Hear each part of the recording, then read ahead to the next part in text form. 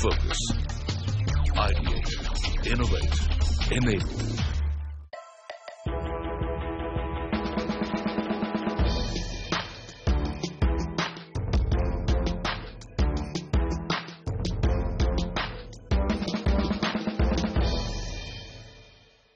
Hello and welcome to another episode of NSE FinViz powered by CNBC TV 18 Season 2. This week we are at the corporate office in Mumbai of one of India's oldest pharmaceutical companies, GlaxoSmithKline Pharmaceuticals.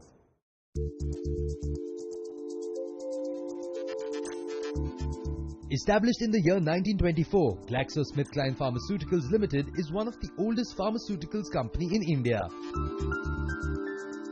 With the mission to improve the quality of life by enabling people to do more, feel better and live longer, GSK Pharmaceuticals believes in putting its values at the heart of every decision that it makes. With employee strength of more than 4,000 people, GSK India's product portfolio includes prescription medicines and vaccines. The company has been a market leader in most of the therapeutic categories in which it operates. Focusing on our theme for the series, NSE FinViz visited GlaxoSmithKline Pharmaceuticals Limited in Mumbai to gauge thoughts and notions of the young employees on investments and financial planning. I have quite a lot of investments with unit-linked plans. I've got investment in SIP, which is systematic investment plans, and a couple of insurance, of course, here and there. There's no as such strategy that I follow, but in terms of different instruments like mutual funds, life insurance, real estate, these are the different instruments, portfolios that I look into when I'm investing and have a balance of it, but nothing strategically looking into it.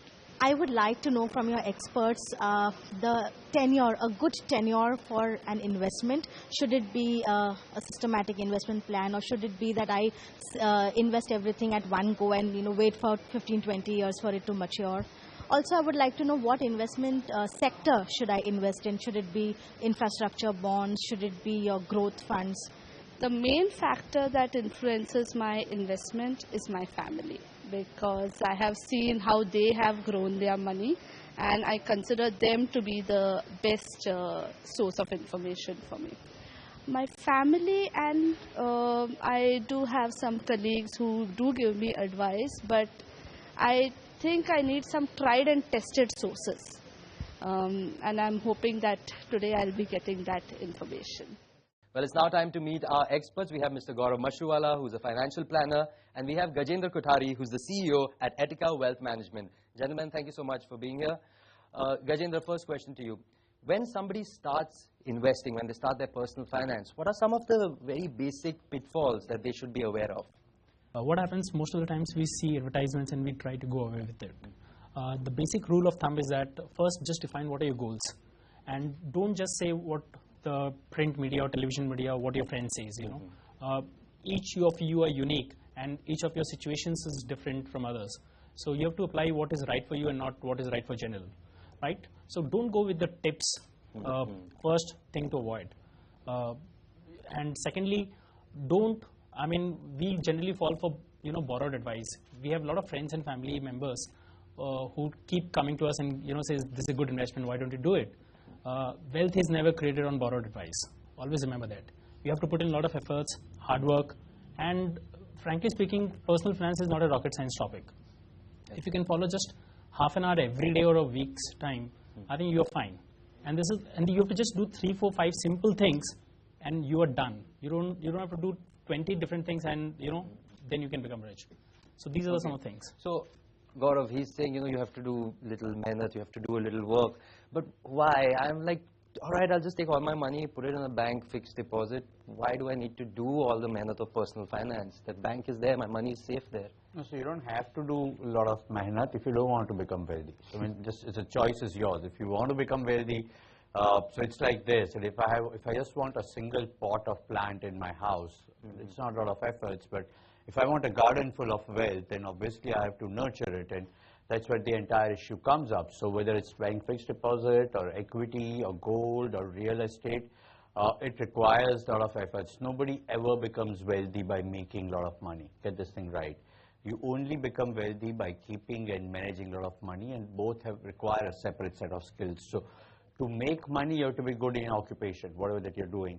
To manage money requires separate set of skills. So if you're going to put all your money in fixed deposit, while you may feel it's safe, but it's losing to inflation, does that mean you go all out and start putting money into equity? No, that also has risk. So as Gajendra said, first thing is make a list of your financial goals, and that's where people have maximum problem, because that's where you have to look internally. You have to decide what are those responsibilities and dreams for which you want to save and invest money. These are all important, you could say, pillars of personal finance. What else is there in it? What else would be an important part of personal finance planning? Okay, so the important part of personal financial planning is keep it simple. And there's a very probable thing, keep it simple, stupid. It may look stupid, everybody may think, why aren't you into derivatives, or why haven't you bought call options and put options? May look very fancy, but stay away from them. Don't do what you don't understand. That is the biggest lesson you can have, And and as I said, by keeping simple, I'm a financial expert, and we do, but I have kept my investments and my life very simple. I've just done three things, First, I've taken care of my insurance, because we are, we have skills, right? Today we are working. What happens to us tomorrow? If you're not there, what happens to our family? So go and buy a term insurance. That's the first thing. And most of us in this crowd, you are young people right now. So that's the first thing you should do.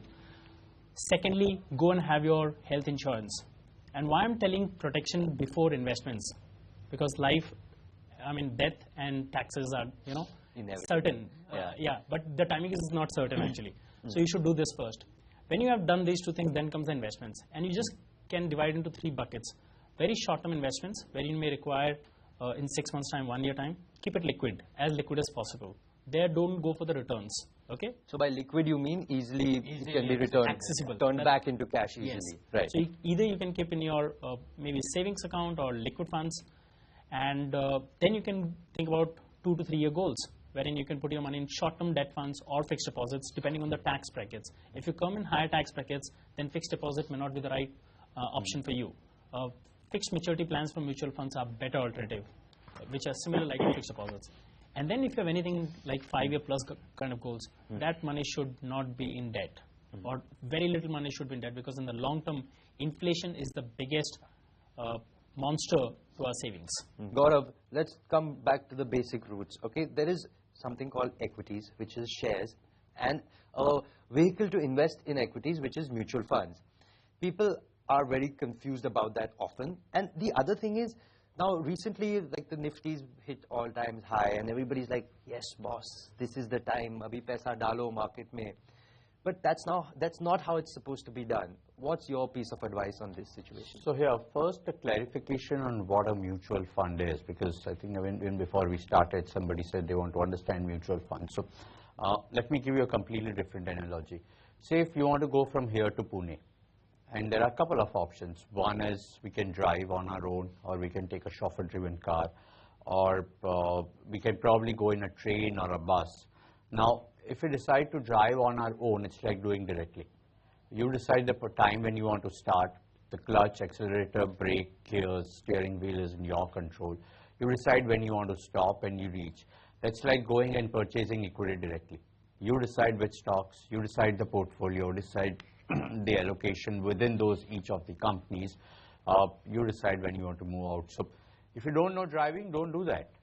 Right? That's number one. Obviously, right? Why get into it? Second is what I spoke about is something like a chauffeur-driven car or a taxi where somebody else is driving. That's like portfolio management services. So while there you have the luxury of deciding when you want to start and when you want to stop or you want to take a break, but the control is not in your hand, and that's what happens in portfolio management. And the third is a public transport. So there is a predefined route, there's a train or a bus or whatever, and there's a fixed starting point, there's a fixed ending point, the stops are defined, predefined, you know what time it will start. You have to go to railway station, that's a mutual fund. Mutual funds would say clearly up front that whether it's going to invest into equity as in stock market, whether it's going to invest into gold, whether it's going to put money into debt. A debt is typically a fixed deposit or a government bond or a government security or a corporate bond. It will also tell you the proportion within which it will invest into all three. It will also tell you whether the fund will declare dividend, as in they'll pay out dividend to you, or if there is any profit, they'll put money back into it. So that's a public transport. The benefit is because there are many people traveling simultaneously, your cost is reduced. So you have to put in some efforts. Now, when it comes to equity, if you have skills and time, both. So if you have skills but no time, don't do it. If you have only time but no skills, still don't do it. If you have both, then go ahead and do it. Otherwise, get into mutual funds.